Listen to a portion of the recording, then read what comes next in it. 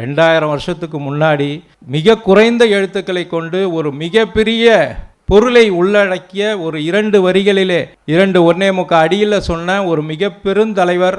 நான் நினச்சி கொண்டிருக்க அந்த தமிழ் சித்தர் திருவள்ளுவர் அந்த காலத்தில் வாழ்ந்துருக்கிறார்னா, அந்த இனம் அந்த அறிவை பெறுவதற்கு இன்னும் எவ்வளோ காலம் முன்னாடி அவங்க பிறந்து வளர்ந்துருக்கணும். ஆக இப்படிப்பட்ட ஒரு தமிழ் விழா.